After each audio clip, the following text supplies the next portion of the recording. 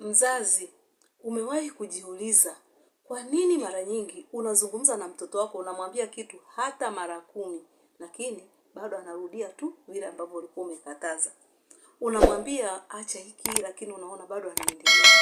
Unamkataza, unafanya nini? Unakasirika, unapaza sauti, lakini mambo yako pale pale. Ukweli ni kwamba wakati mwingine tatizo sio mtoto, ni jinsi tu mnavyowasiliana. Leo katika Moyo wa Malezi tunaenda kuangalia namna ambavyo mzazi anakuwa anamwambia mtoto jambo lakini mtoto hasikilizi. Tutazungumza hoja 5. Ni kwa nini watoto hawasikilizi na jinsi gani tunaweza kufanya ili kubadilisha watoto wawe wasikivu. Mimi ninaitwa Muhere Madam. Kama bado haujasubscribe kwenye chaneli yetu ya Moyo wa Malezi, karibu ufanye hivyo sasa hivi kwa sababu tunakuletea maarifa sahihi kabisa kwa ajili yako, familia yako na jamii nzima. Usiache kusubscribe kwenye chaneli yetu ya Moyo wa Malezi ili uendelee kuwa mmoja wa familia ya Moyo wa Malezi. Una uwezo wa kutupigia simu au kututumia ujumbe kama unahitaji ushauri wetu kwa namba 0754579224. Karibu na tuanze. Sababu ya kwanza, hawahisi kusikilizwa na wazazi wao. Mara nyingi watoto wengi hawasikilizwi na wazazi wao, na wao sasa wameiga hizo tabia, hata wao wamejifunza kutosikiliza. Mtoto anapozungumza mara nyingi unamkataza, yani anapokuwa na hoja yake, wewe mzazi ukamwambia nyamaza, mara nyingi anahisi kwamba sauti yake haisikilizwi. Kwa hiyo atakapohisi sauti yake haisikilizwi, na yeye anajifunza kutosikiliza. Kwa hiyo unaweza kuwa unamwambia vitu havisikii, yani anasikia lakini hafanyi. Anapuuza, anakuwa anaona mbona mimi sisikilizwi. Kwa hiyo kama mimi sisikilizwi sauti yangu, sina haja hata ya kumsikiliza mtu. Kwa hiyo unakuta mara nyingi wao hawasikilizwi, na wao ndio maana hawasikilizi. Wanahitaji kusikilizwa vizuri ili na wao basi wanapokuwa wanatoa yale mawazo yao, wanaposikilizwa na wao wanajifunza kusikiliza mtu mwingine. Kwa hiyo wazazi tuwasikilize watoto ili na wenyewe waweze kutusikiliza. Tuzisikilize hoja zao, tusizipuuzie. Sababu ya pili, unarudia sana bila hatua, yani empty repetition. Unaweza kuwa unaambia mtoto, acha, nimesema acha, usikii, wewe, sitaki, acha, ondoka. Yani unakuwa unarudia yale maneno. Mwisho inafikia mahali, mtoto anaona kama ile sauti yako ni ile background noise, yani anaona ni sauti ambayo yani inapiga tu kelele. Kwa sababu unakuwa unarudia, unamkataza. Yani labda anacheza na kitu, acha. Anaendelea tena, acha nimekwambia. Hivyo wewe usikii. Yani anakuwa anaona sasa wewe ni kelele. Unatakiwa uchukue hatua. Umemwambia acha kufanya hiki kitu, akafanya pale pale, chukua hatua. Kama ni ya kumchapa, kama ni ya yani chukua hatua hapo hapo. Usianze kurudia maneno yani kelele. Sasa nitakupiga, nitamwambia baba yako, wewe usikii. Wewe yani wewe unakuwa unarudia, mwisho wa siku anazoea ile sauti.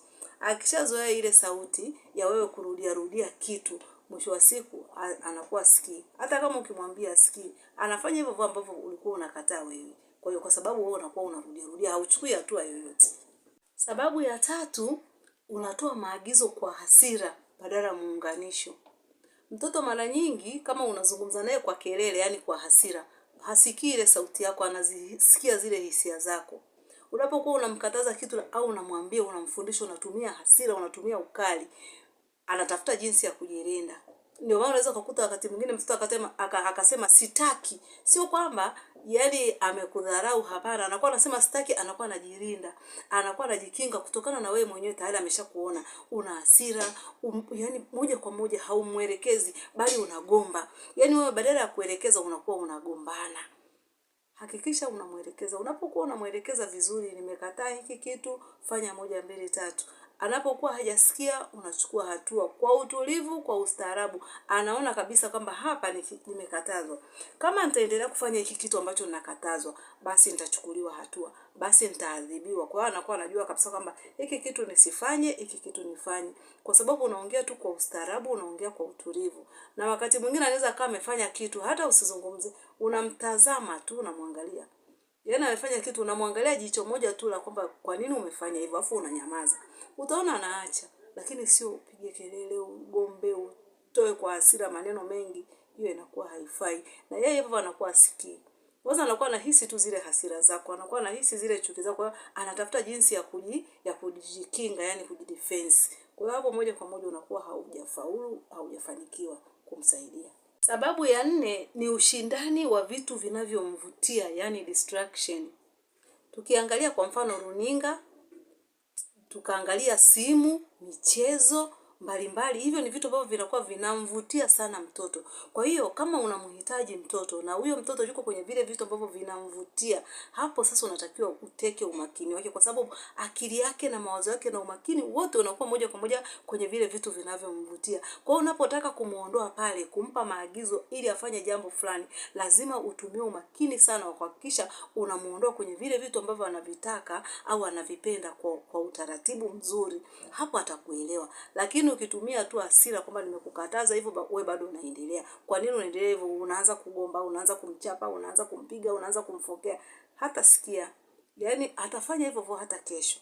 Kwa hiyo unatakiwa wakati unamuondoa kwenye vile vitu ambavyo anavipenda, vile vitu ambavyo vinamvutia, tumia umakini, tumia utaratibu mzuri kuhakikisha kwamba unamuondoa bila kumuumiza, bila kumharibia hisia zake. Sababu ya 5 ni ukosefu wa mipaka iliyo wazi na thabiti. Mara nyingi watoto wanachanganyikiwa, yani atachanganyikiwa na wewe mzazi. Kama leo unakubali, kesho unakataa. Leo umeruhusu hichi kitu, kesho umekataza. Sasa hapo mtoto anachanganyikiwa. Nifanye nini? Unajua mara nyingi watoto wanajaribu, ili wanakupima. Kwa hiyo anaona kile ulichokataza, anataka kuvuka ile mipaka yako umekataza. Pale pale anapojaribu kuvuka ile mipaka ambayo wewe umeshakataza, zuia, mwambie hapa nilishasema sitaki ufanye hivi, kwa hiyo acha, usifanye. Na akifanya unachukua hatua. Lakini kama leo utakataza, kesho unaruhusu, kesho kutwa umeruhusu, siku inayofuata umekataza. Kwa hiyo anakuwa hajielewi sasa afanye nini, kipi aache, kipi afanye. Kwa hiyo unatakiwa kuhakikisha kwamba mipaka izingatiwe, utaratibu uzingatiwe. Kama umeweka utaratibu, basi ufuate ule utaratibu. Sio leo umeweka, kesho umeharibu. Hapo unakuwa unamvuruga mtoto. Kesho na kesho kutwa utamwambia kitu hata sikia, kwa sababu ile mipaka ambayo umeweka wewe mwenyewe unaivunja. Mzazi, kusikiliza kwa mtoto hakuanzi na yeye kwa kubadilika. Kunaanza na wewe kwa kubadilisha namna unavyowasiliana naye. Si kila mtoto mkorofi au si kila mtoto ni mkaidi tu kwamba huyo mtoto hasikilizi, hapana. Mtoto wakati mwingine anakuwa anajaribu, anatafuta namna ambayo wazazi mtamsikiliza. Mtoto anayeona anasikilizwa na yeye anajifunza kusikiliza. Lakini mtoto anayeona anapuuzwa naye anajifunza kuwapuuzia watu. Hata kama unazungumza kitu atakupuuzia, kwa sababu hata yeye amejifunza hivyo kuona watu wakimpuuzia. Kwa hiyo mzazi, hebu chukua hatua leo. Anza kumsikiliza mtoto wako. Anza kubadilisha namna unavyowasiliana naye, namna unavyomwambia, namna unavyompa maelekezo, namna unavyomtuma, namna unavyomkataza. Anza kuangalia, je, hivi ninavyofanya, je, mtoto wangu anasikiliza au anapinga? Ukiona anapinga, jaribu kuona ni kwa nini anapinga. Unazungumza naye, unatafuta suluhu. Mwisho wa siku unakuwa umemjenga mtoto ambaye atakuwa anawasikiliza watu wengine, kwa sababu na yeye atakuwa ameona anasikilizwa. Bila shaka umejifunza kitu kizuri kabisa siku ya leo. Usiache kushare video hii kwa wazazi wengine, ili nao basi waweze kujifunza hiki kitu ambacho wewe pia leo umejifunza. Subscribe kwa channel ya Moyo wa Malezi ili uendelee kuwa mmoja wa familia ya Moyo wa Malezi. Comment kwenye video yetu, tuambie watoto gani ambao ulishawahi kuwaona hawataki kusikiliza na kwa nini unafikiri hawapendi kusikiliza. Mungu akubariki. Tukutane tena kwenye video nyingine inayofuata. Asante.